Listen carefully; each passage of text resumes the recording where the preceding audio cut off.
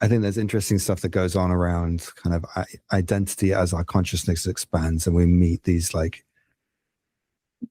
beings that exist in different states of reality and maybe start to recognize ourselves in them. But I'm curious about your relationship with Oholomo and who Oholomo is to you. And I feel like something new just dropped in for you, which would be interesting to hear you talk about. Yeah.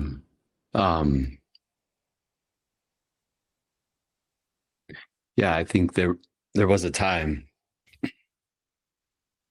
when the name first appeared and when images first appeared, you know, of who Oholomo was, and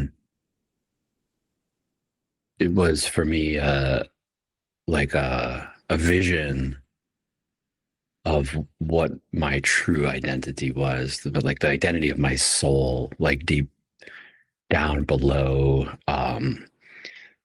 the person, and more fundamental than any personal identity or any current roles that I was playing in society or anything like that. It was a vision of a fully integrated being that completely united the above and the below.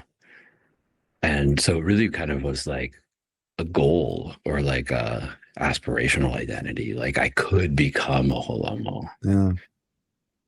If I continued to delve into the above and below and really develop in those areas and gather up the gifts that were found there and bring them back into the middle, that I could eventually become Oholomo. Like it was the true potential of my soul to become Oholomo. And then in time that happened. And there was a moment, it was a particular day, particular time where, I had the vision of becoming Oholomo. I am Oholomo now. Like this full integrated vision of my soul's destiny was accomplished. Yeah, and I would have said, maybe one way to talk about that is my identity had expanded from just little old me to, the fullness of Oholomo.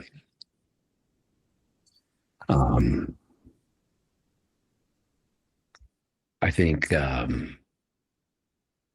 as time has gone by, though, that the sort of the hold that identity has on me, or the hold that I have on needing to establish a firm identity, has just become less and less and less tight.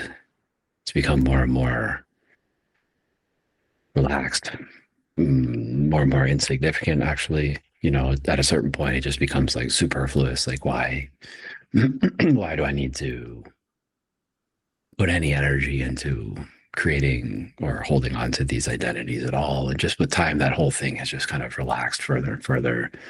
And I would say now, from where I am sitting at the moment, I think it's too much to say, I am this or that. It's more just like this or that pattern kind of flow through me at various times. If I'm with my family, I'm sort of certain patterns flow through, certain ways of talking, certain ways of being, certain ways of interacting and being part of the group, certain desires, certain patterns or ways of being just spontaneously arise in that setting. And then when I go to work, a whole different set of patterns arise in that setting. Um, I may be talking with somebody and really getting into some kind of spiritual material, and a whole other set of patterns might come up in that setting. Um, and there's less of an impulse to say like, I am this or I am that, or this is the real me, or that's the real me, or these combination of these things are the real me, or I have to be like this or have to be like that. So the need to kind of like hold that as an identity is what is released, but the patterns can arise. The patterns and flow through and do their thing, and so Can I just jump in for a second? Yeah, please. Because I think people will be able to relate to what you're talking about there, because there's a different version of us that presents itself in different situations, and everyone can relate to that. Like how they are with their child versus how they are with their parents, or how they are at work, as you say. And then, like, we're actually shifting between these different patterns of ourself all the time. I think the difference, from what I understand, you speaking about it, is that you've let go that that's actually some kind of total thing called me. And whereas most of us would say, oh, I am that person that's doing all of those things, and all of that stuff is just me. Whereas for you, I think you're saying that you just flow between those different patterns without there being this identity or need to control it. Is that right? Yeah. And then if that's the case, right, then I mean, if you're like, I am me, and you're holding that construct really, really firmly, then when certain kind of patterns arrive, you were saying, like, for the example that you were giving is like channeling a deity or something like that, then a certain kind of patterns might arrive, and because you are working with identity in a more kind of, fixed way, when that pattern flows through, you have to decide either, I am this goddess that's flowing through me, or I'm not, right? And this goddess is like a separate entity that is coming through, right? You're kind of like, because you have identity as a fixed quantity, you have to choose sort of like, what is the reality of this situation? Is it that this pattern is part of me, or is it that this pattern is not part of me, right? And so then you get people either saying, I am the goddess, or they say, I'm channeling the goddess, right? It's one or the other, because you're forced into that by the way that identity works. So absolutely. So for me, a holomo is a pattern that comes through at a certain times and settings. I enjoy our conversations because I drop into, the holomo kind of like way of talking, way of thinking, way of relating, way of feeling, way of interacting.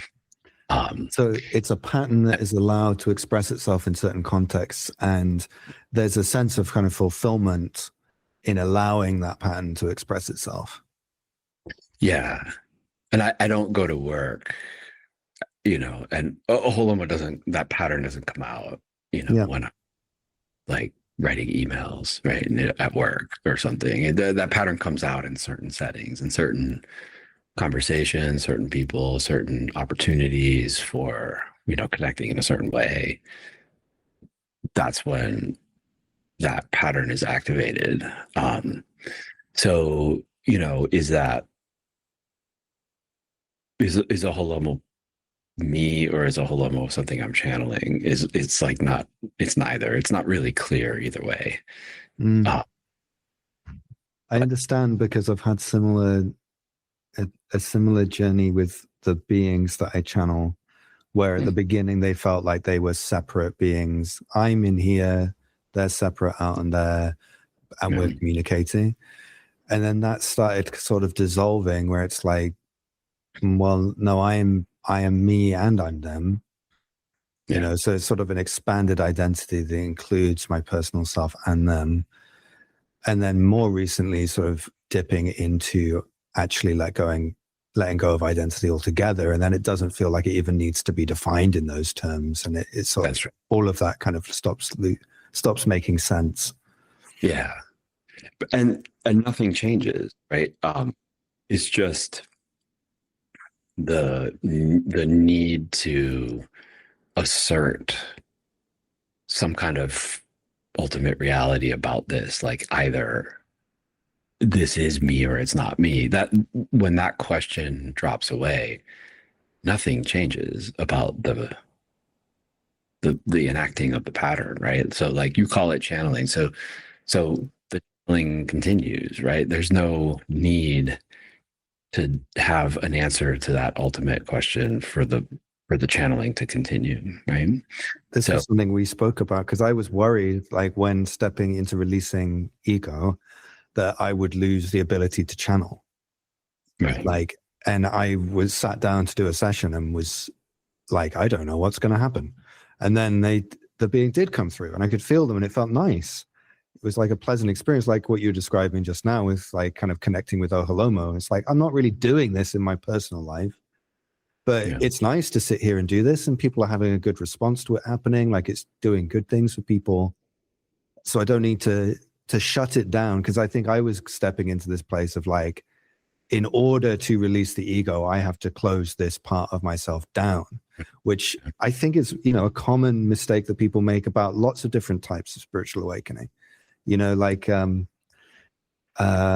when they say like personal identity is the problem, and then you get these people who turn into like zombies because they think that there's a problem with their personal identity, but it's like, no, the personality can function without there being an ego that's micromanaging it all. In fact, it will probably be more itself than it was before.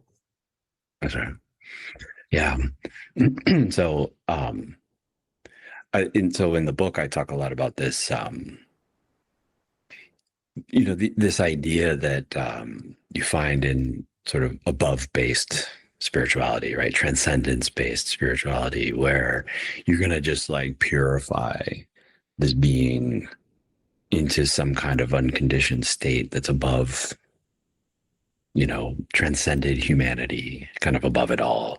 And so when you encounter, a wounded child, or you encounter like a pattern of behavior and ways of thinking and talking, then if you have this transcendent mentality, your only approach has to be to eradicate these aspects, right? You have to transcend them. You have to go beyond them. You have to purify them. You have to get rid of them, right? That's the mentality, is that we just have to, do away with all of these things. And for me, awakening below, it just moves in a completely opposite direction.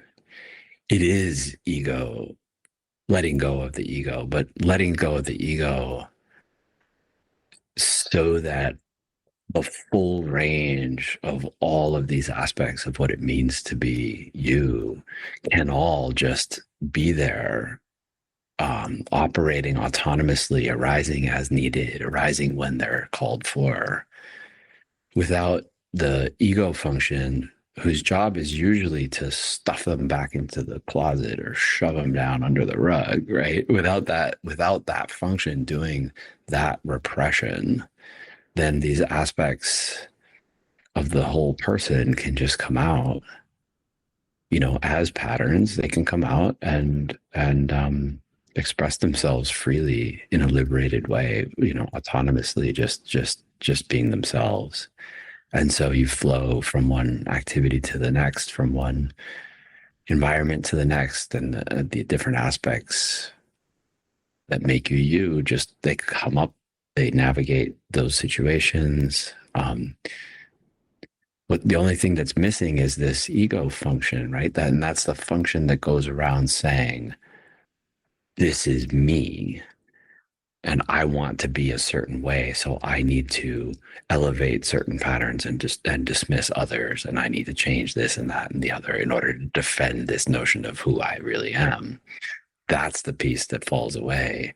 And when that piece falls away, everybody else can just be themselves, right? Everybody else can just be free to be themselves.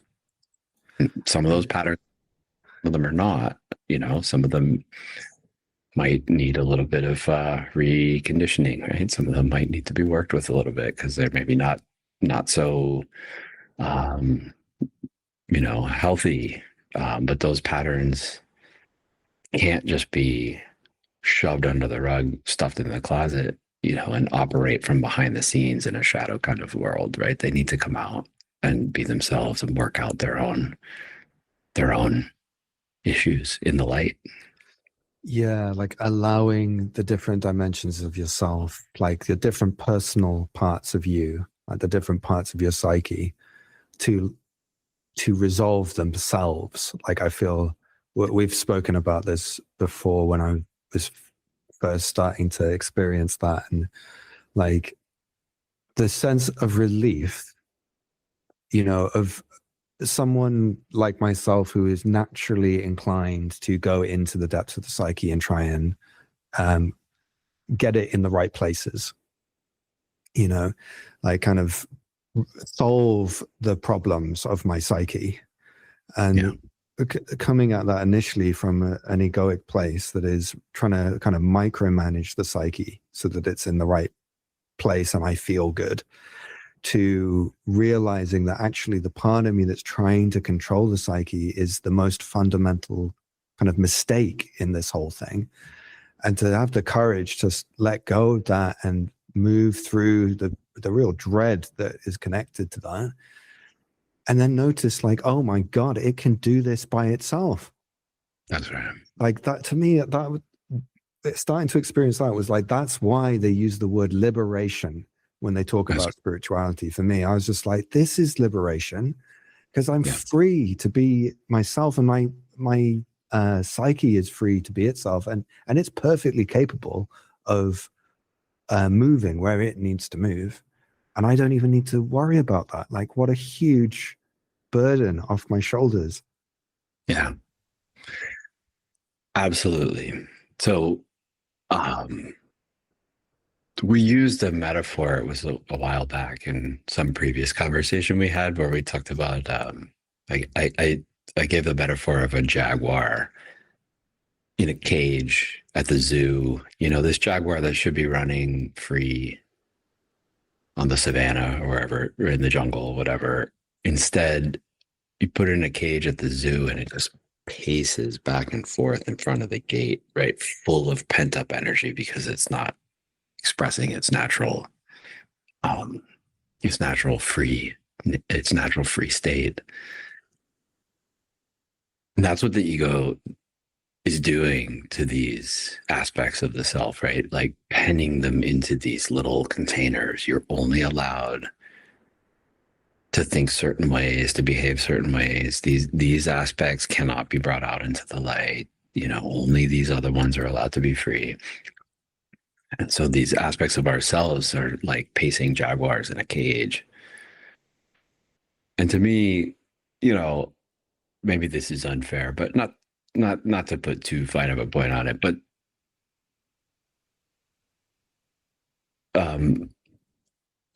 transcendent paths propose that the solution to this problem of the pacing jaguar is to kill the jaguar. And it is true that you will not have a pacing jaguar if you kill it.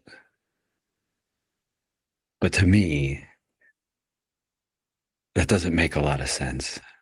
Awakening the below is to free the jaguar, right? To run around and do its own thing. To me, that makes just so much more sense, right?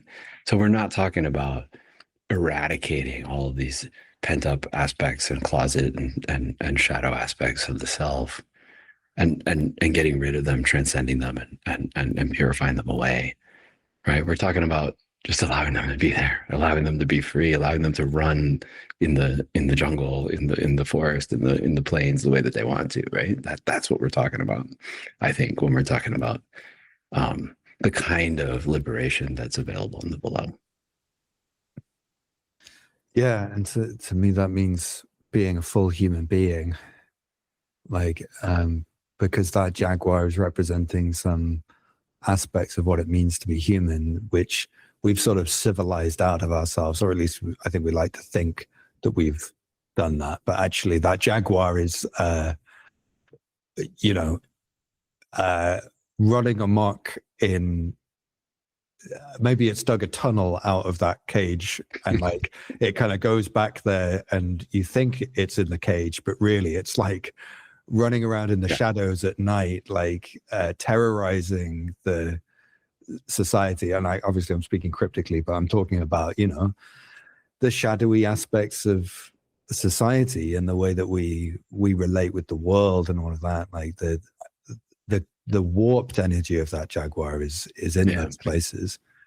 And that I totally agree with you. The solution is to free it and give it its right place. Stop trying to control it and allow it to go where it needs to go. And I think, you know, the next part here will be that people are very frightened to do that. Like, absolutely. I think people are really afraid of who they are, and want to create an image of themselves that they find more palatable. How do you think? What's a good way for people to start to release the jaguar? You know, to use that terminology. And maybe that's too big of a question, because I know when people ask me questions like that, I'm a bit kind of like, how long do you have? Because that's like, you know, you could write multiple books about that. But we kind of, what are the first thoughts that come to mind? Well, so if we're gonna, you know, extend this metaphor, I think last time we brought up the jaguar metaphor, I think we were talking about like repressed masculinity, and so how that can become toxic, right? So that's maybe the jaguar, we could say, is certain aspects of our being. But let's imagine it's not, you know, it's not just one jaguar in a cage. It's a whole zoo full of all kinds of different animals, right? And some of them are ferocious, especially when pent up in a cage. But you know, some of them are beautiful, and they just want to like stretch their feathers. You know, birds that just want to stretch their feathers and fly, right? And you know, animals that just want to run, right? And feel the wind, you know, through their mane, right? I don't know, zebras or something, right? So they just want to get out and be free, and you know, their energy is not necessarily, you know, so, you know, violent or so potentially dangerous, right? So and some of those animals, when you pent them up in a cage, they just get, you know, depressed, and they get sad, and they get very kind of lethargic, and so, you know, there's a whole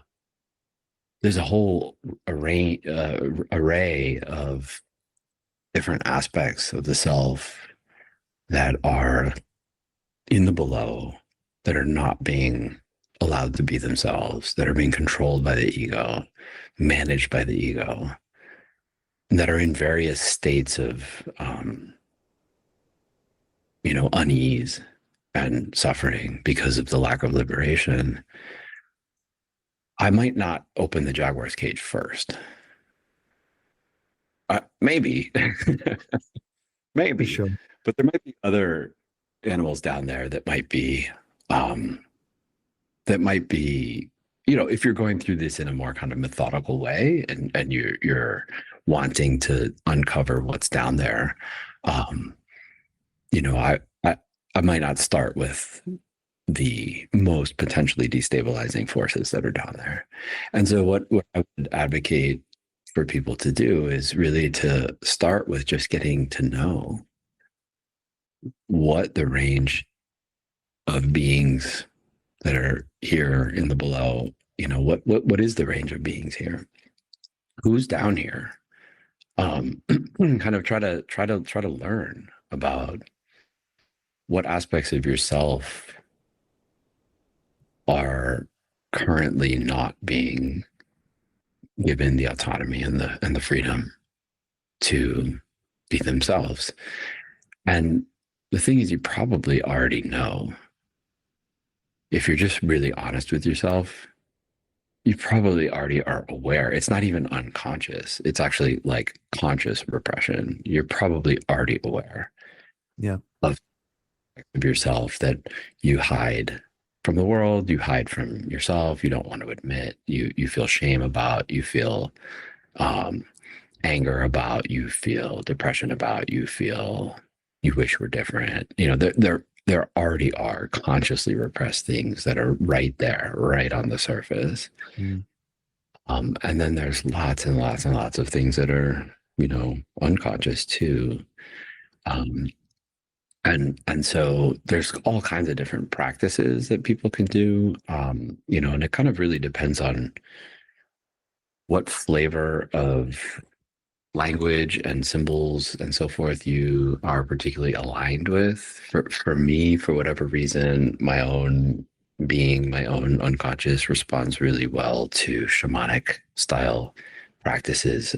So for me, it really works to think of these different aspects of the self as animal spirits or kind of archetypal figures, um, goddesses and princesses and warriors and things like that. It makes a lot of sense for me to approach them in that way.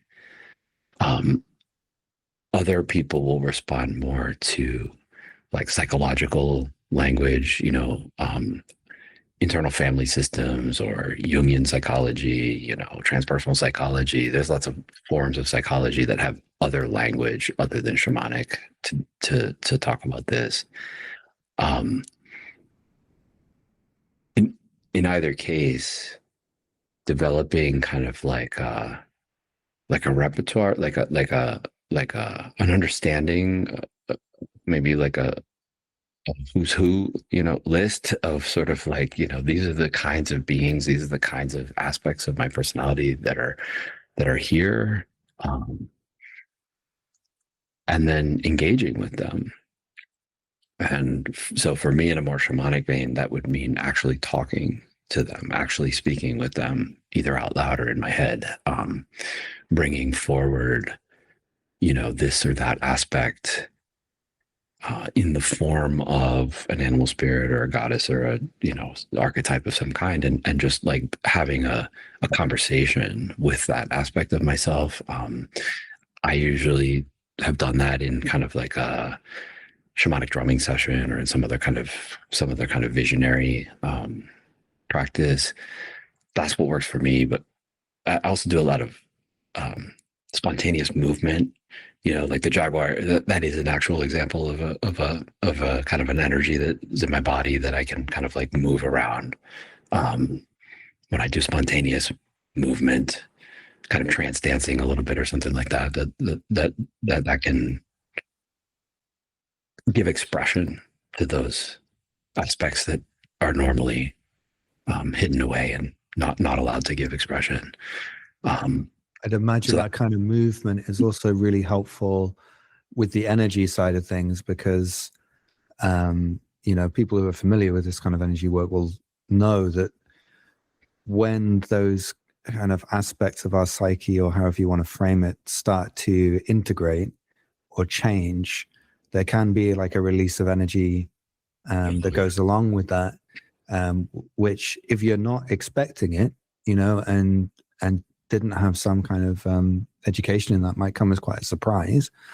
And it can be quite unpleasant at times as well, quite uncomfortable, depending on lots of different factors. But like what you say there, that body movement can help that energy move through the system, can't it? I mean, yeah, I'm getting a lot out of this metaphor, but yeah, imagine the zebra's been in a cage at the zoo, and you suddenly like open the cage, and there's a huge like, Serengeti planes, like right there in front of the zebra. The zebra is going to run like the wind, right? It's going to run and run and run until it exhausts itself, right? It's going to be making up for lost time. It's going to be so exuberant. It's just going to be overflowing with that kind of energy, right? So yeah, so that kind of thing happens here too, right? Metaphorically. So you've been repressing a certain aspect of yourself, not giving it any leeway at all, and suddenly you meet it and allow it to have some degree of freedom. It's probably going to burst for it, right? Right, and start really, potentially in an overwhelming way, start to really kind of express itself. So yeah, so there's, um, practices that allow you to kind of modulate that a little bit so that you're not overwhelmed, right? So I'm thinking here in terms of like grounding practices and other kinds of, movement practices that are sort of channeling those energies in certain directions. There's a lot of those kinds of things that are available. Um, Whether it's ecstatic movement like trance dancing, or it's more controlled things like qigong and tai chi and so forth. There's, people can find what works for them in terms of releasing those kinds of energies physically, somatically through the body, um, and through everyday activities too. A lot of times when that energy really starts flowing, you might be able to express it, kind of discharge it through things like going to the gym, going for a run, taking a dance class, doing some martial arts, like all kinds of different sort of ordinary daily life activities could also be helpful in that respect. Do you think like Beyond, creative expression kind of in a written sense, like, are we just about to go to that? just about to say that, yeah. So beyond the physical activities for and somatic energy, then there's all the creative works. I mean, a lot of people find when they start this below process that they're suddenly writing poetry, they're suddenly writing songs, they're suddenly, there's this like exuberance of self-expression that comes up, right? And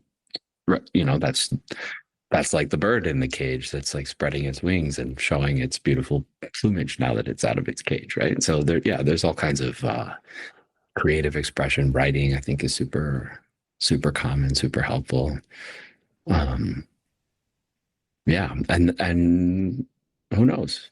I kind of feel like your whole life is like an art project, right? That you can kind of find yourself completely remaking your own environment, your home, your wardrobe, your style. I feel like you kind of that. Yeah, I know, absolutely. And like when doing that, there was a part of me that was concerned that my audience would then start judging me, because it's like having this sort of like stylish suits and going in that direction, I think runs very counter to people's image of what spirituality looks like. What someone who's kind of authentically awakened and evolving in that way looks like. And to me, it's like, well, I don't even feel like I really have a choice. Like, I want to do this, like I'm enjoying doing this, but it just feels like an expression of me, and I feel more myself now than I've ever felt. But it absolutely, like the birds like showing its plumage, and like actually the inauthentic me was the me that was kind of like keeping that all hidden away and having this ego that was micromanaging it, like, you definitely can't show this stuff. And it's kind of, it's ironic that people's view of what spirituality looks like can actually completely counteract it. And for me, it was like, because at its core, what awakening is the removal of the need to micromanage and control. That's right. And then the personality that remains, that is going to be expressing itself in an awakened way, is going to be as diverse as all the different personalities that exist on the face of the earth. Like, so an awakened person can look like absolutely anything, That's right. Yeah. There's no how the person looks, whether they're wearing spiritual robes or like jeans and a hoodie, like it's no reflection on how deeply they've let go.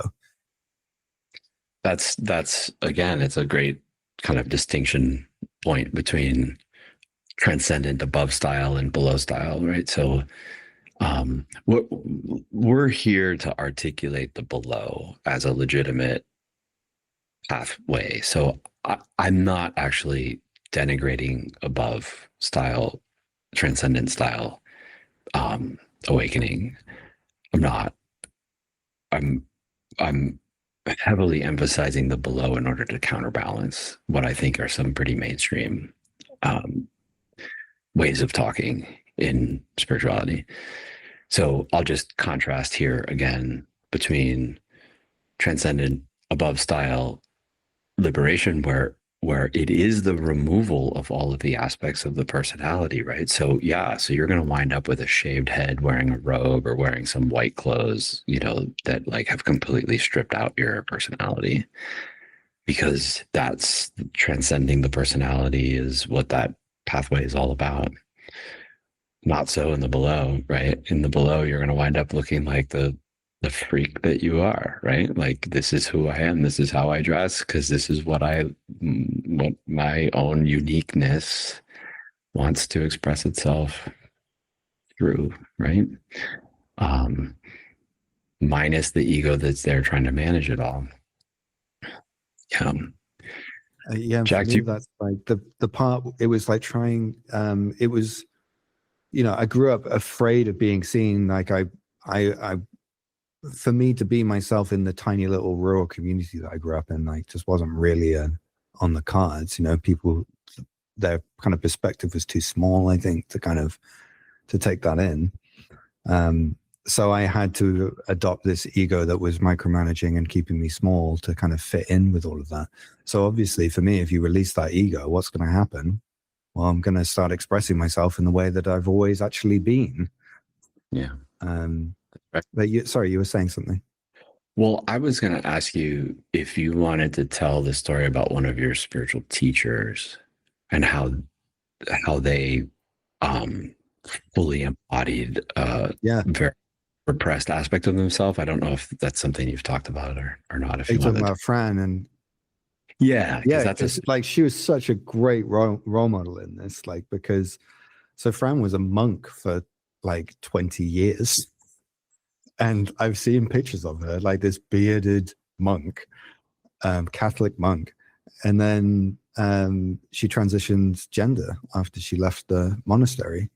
And I was expressing herself as a woman. And I knew her throughout that whole transition.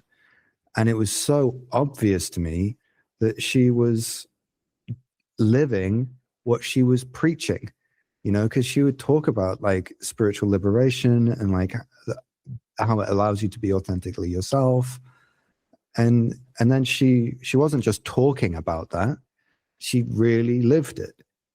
And she was great in so many ways. And she used to quote Saint Francis quite a lot, because that was like kind of who gave, you know, the monks, they take the name of a saint when they enter the monastery on that saint's day. So she was Francis after Saint Francis. And it was Francis, and then yeah, and then Fran when she transitioned. mhm. And I think one of the quotes of Saint Francis was, "Everywhere you go, preach the gospel. If absolutely necessary, use words." And I was just like, this is her. Like, she's preaching the gospel. Like, her transition was that, you know, and it was so clear to me, and it moved me so much and taught me a lot about authenticity. And I guess like showed me that you didn't have to separate those two things. Like, you didn't have to be this spiritual person who was somehow separate from your humanity. Those two things are meant to come together. And she was a great example of it, but she was also a great example of how horribly that can turn out, you know, because a large part of her problems later in her life were because she couldn't earn enough income from her career as a spiritual teacher. When she was presenting as a man, that was no issue. Like, she was forming connections with some big name teachers, and they, she was getting platforms. People were really, really liking what Francis had to say. But then she transitioned, and she was getting so much hate from people, like literal hate mail from people. And it was so horrible to see, but like, it also had a real financial consequence because people weren't going to their events. She wasn't getting booked for things. And that led to her having so little money that she couldn't afford her rent. She became homeless, and she actually died. Like, she died because she had diabetes, and she couldn't afford her medication, or there was some kind of issue with the medication, and she died. So, I don't want to put anybody off from being themselves, but like, there's a reason why we're not ourselves. There's a reason why we're afraid to express ourselves. Can I clarify a clarifying question? Are you saying that she lost her following because people and got hate mail and so forth because she was trans? Or was it because spiritual people shouldn't be having these kinds of aspects of their selves anymore? Do you know what I mean? Like, is it because stereotype about what a proper transcendent awakening should be like, and it shouldn't involve gender is a thing that we've transcended already, and so she would get messages quite regularly from men saying, you're too obsessed with the personality and gender, which clearly shows that you're not enlightened. And her response was like, okay, if gender means so little to you, dress as a woman for the next week and tell me how you feel. Yeah. But so I think it was a mixture. I think there was part of it which, if she had done what I've done and start like, dressing differently, they might have said that as well. But I think there was definitely a lot of like transphobic hate within it too. Okay. Yeah. Yeah. I mean, yeah. So that is a story about bravery. It's about fully embodying something that had been repressed for a long time, liberating that aspect in order to be free, and then the consequences of doing so. Yeah. And she was someone that she would love, like, Jesus and the story of Jesus, and in many ways she got to live that for first hand. That's right. Yeah, that's it. That's the Jesus story too, isn't it? Yeah. I remember Adyashanti saying something like, a lot of people say that they want to be Jesus, but if they had to take on everything that came along with being Jesus, how many do you think would really sign up for that? Yeah. But she really practiced what she preached, That's the real deal. Yeah. So,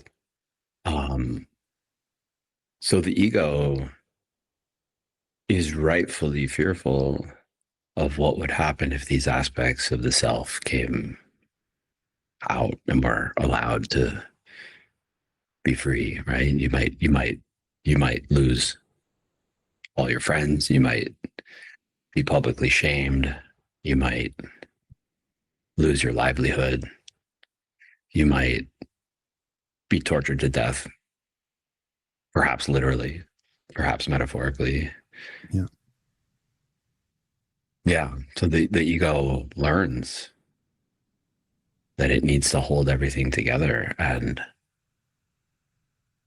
can't allow these aspects to come to the foreground. Right? The ego learns that. So this process that we're talking about must necessarily involve a great amount of fear, because the ego is holding all of that together out of fear. And some of those fears are like down to the core, right? The fear of death, fear of abandonment. Right? These are core human fears, right? And um, so this process of going down and opening these cages in the zoo, I think, is something that is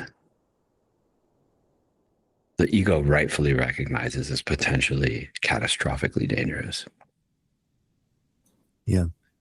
And Yeah. you helped me a lot with that because I was so stuck in that abyssal fear, um, which is linked to all of those things, as well as being, in a sense, something a little bit distinct from it. The fear is so unlike any other form of fear. But you were the person who I was talking to, and then you were like, I was like, well, what if I just go mad? Like, Mm. what if I let go and I just go mad and I just take off my clothes and I run down the street naked? And you were like, yeah, maybe you would. Like, can you be okay I can't remember if you literally said this, but the message I took away was like, can you be okay with that? Can you be okay with being a mad person? Yeah. Yeah. If that's who you actually are. And it was just the right moment to hear that. I was ready to hear that. And it completely flipped something inside of me where I was just like, I'm not like, I realized that I was being terrorized by these ideas and these fears. And I got angry. I was like, I'm not going to be like that anymore. Like, I don't care if I go mad or I die. Like, I'm not going anywhere. So these fears, you'd better have something to back up your words. You'd better be the real deal because, you're going to have to hit me hard. Yeah. And it very quickly changed after that.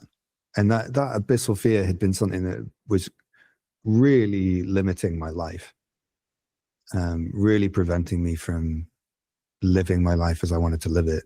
And it evaporated very quickly. Still comes back occasionally. I can feel it in our conversation, because we're evoking it by having this conversation. I've stopped worrying about it. It's like, okay, cool. That abyssal fear is coming up. That's great because that means that I'm going to feel it really deeply. I'm going to move, like it's changed. I can't remember how that fits in with the rest of what we were talking about, but I think it's an important thing to talk about, right? Yeah. Oh, because with Fran, like, and the possibilities of what might happen, like if you let. Yeah.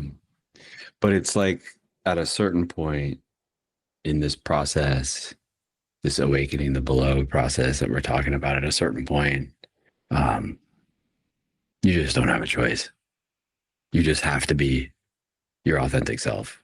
Like it just happens. And there's no pulling back from that. There's no reassembling the fiction once the fiction has started to fall apart, once you've started to see through the fiction that you've created, your ego has created, and you're starting to see the reality underneath, and then you can't sort of pretend you didn't see it. And so there's a kind of a forward momentum, and it just becomes inevitable that you're going to have to be yourself, your full self.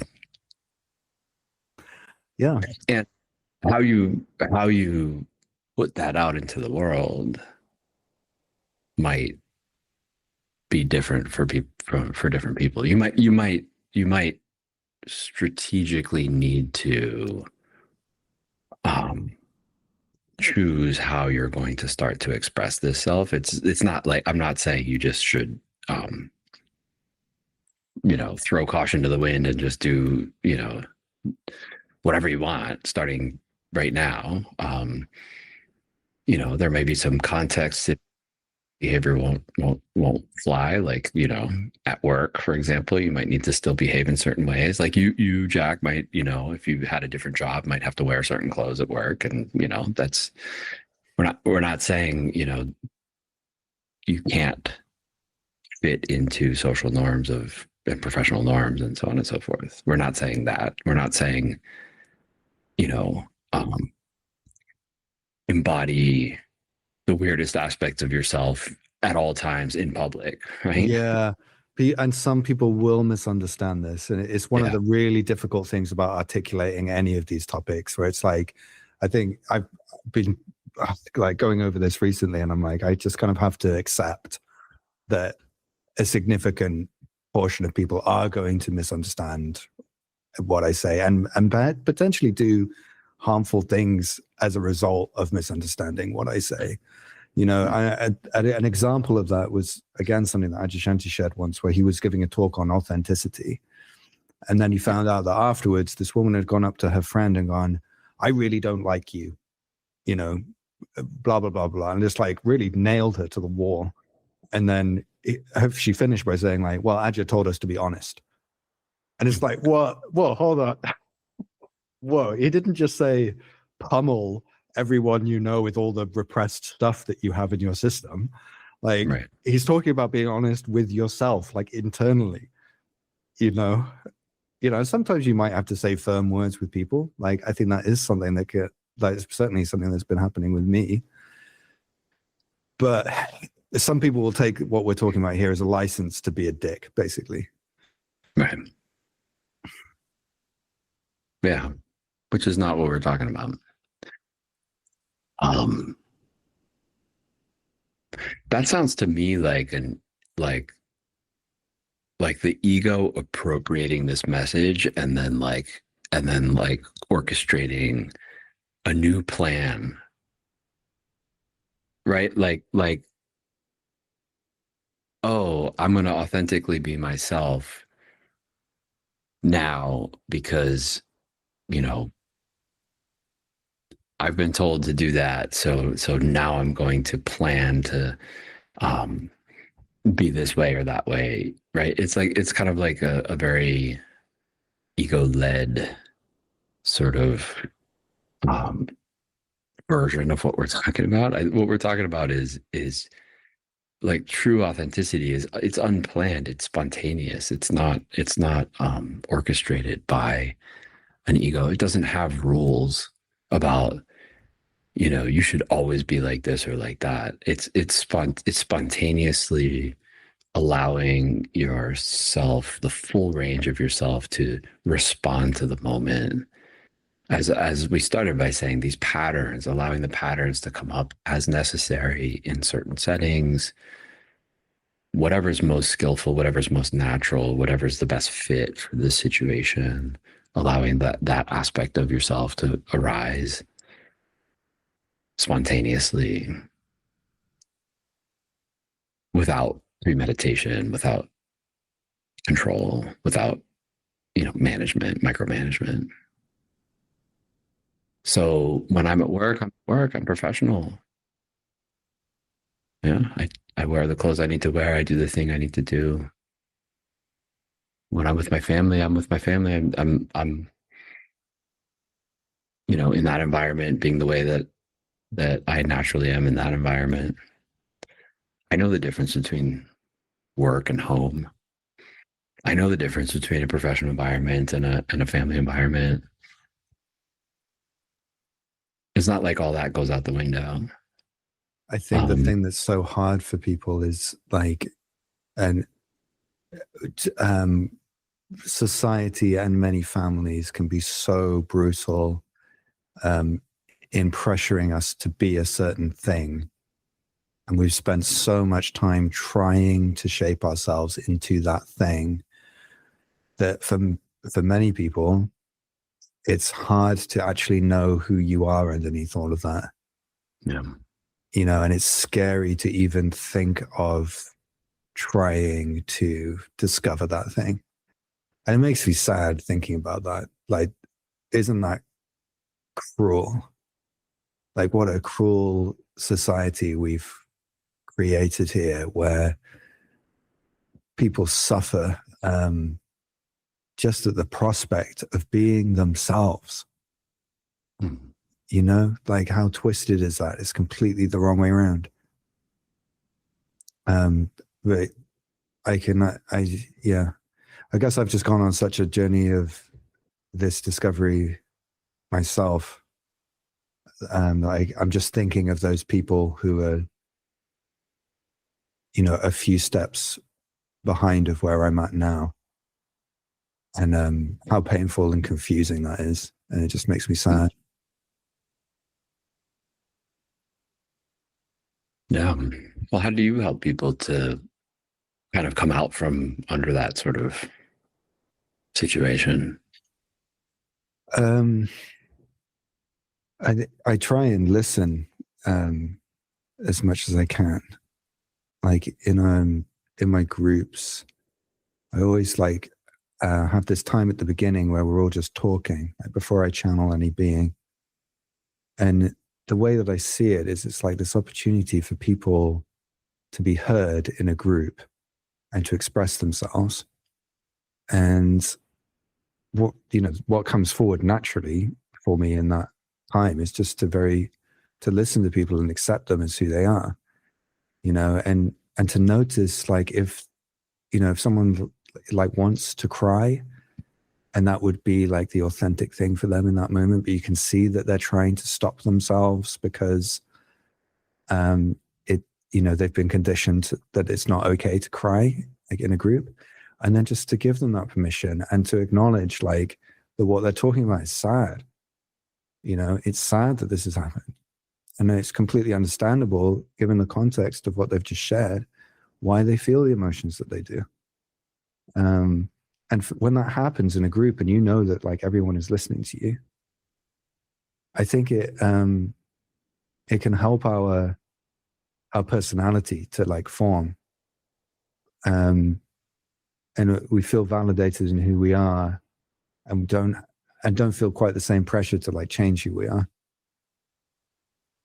And then the same thing happens when I channel. You know, the beings that come through are very accepting. They're just, I think, of shockingly accepting in some circumstances. Jack, you're gonna be a great dad. Oh, You are, because, like, so as you were talking, I was thinking, how do I help people to do this? And the first place my mind went to is, was thinking about my kids, because those are the highest stakes for me. Like the people who I want to help to navigate these social pressures that you're talking about, and most enable them to, like, fully be themselves, right, are my own kids. And I've sort of focused on trying to help them to do that since they were very, very young, kind of pushing back against messaging that's coming from society and from school and from friends and so forth, and really helping them to try to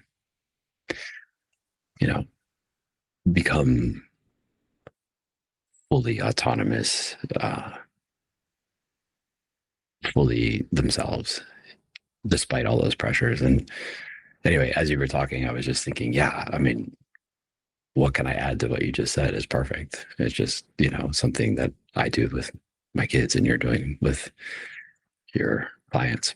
So anyway, yeah, I think what you're doing right now is absolutely wonderful training for when you're a father. Yeah, and that's. I hope to be a father in the next few years. So it's something that's, we've spoken about it, and it's something that's on my mind. And there's a few points there. Like, one is that I noticed that what I'm doing for my group members is a form of reparenting. Yeah. Very few of us have had that, good parents around. And I think generally, if you've had good parents, you probably will feel pretty secure in who you are to some degree. Although, as you say, there's all those external pressures which are going to hamper that, even if you have had good parents. But if you haven't, then that's a double whammy of things that can make it really difficult to know who you are, and giving people that space is really important. What was the other? There was something else. I can't remember what it was now. Oh, generational stuff. Yeah, because like my dad, like he's a strange guy in that when I see him, like with my nephews and my niece, when I've seen him with them, I'm like, he seems like such a good dad. Like he would just like sit down with them and he'd be on their level, and he'd communicate with them, not in some condescending way or some like putting on some sort of act or something, but it was just very, he understood why they were interested in this car or whatever it was, and would talk to them on that level. And it's like, and I'd look at him and I'd be like, where the hell were you? Because he left before, you know? And but he was so absent that he sort of, because of that, he became like, you know, the shadow father, like in Jungian terms, like this, the opposite of what a father should be, in like being present and things. And hearing you say that's really touching to me, like that I'll be a good father, because I feel like I'm writing that within my ancestral line, you know, and my children get to have a good father who's with them. And it was something I didn't get. Yeah. But the seed of a good father, he did give to me. We should have a whole other conversation about ancestral repair and you know, how important this work in the below is for fixing these intergenerational patterns of that are unhealthy and unskillful, and how we can kind of figure out what those are and stitch them back together in order to heal our ancestral networks and hand on, you know, place our children into a more supportive kind of network.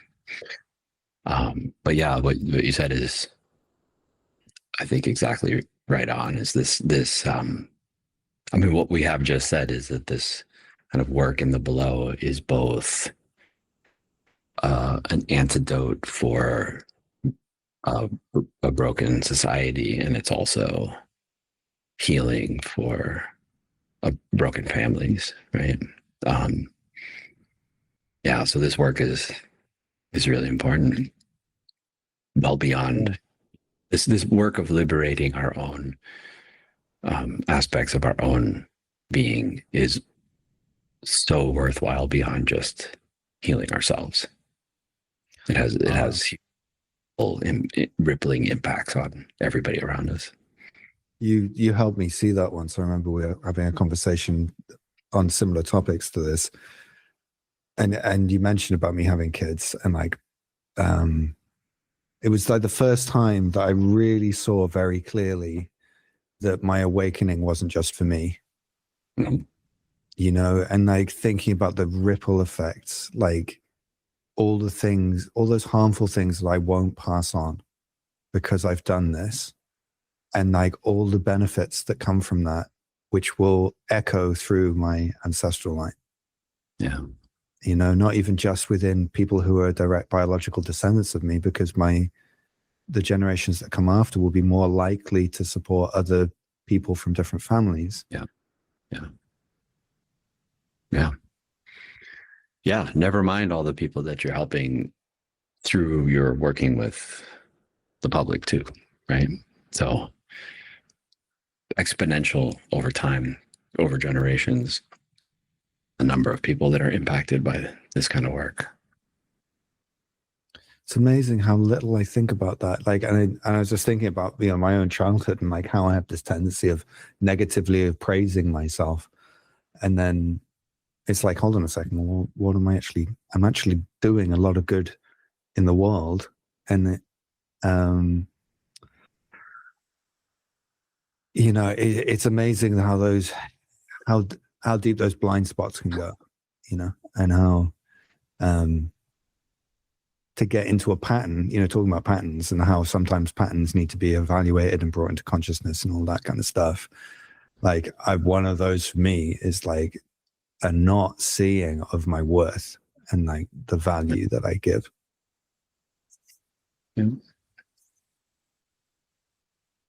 Yeah. Well, happy to reflect it back to you then.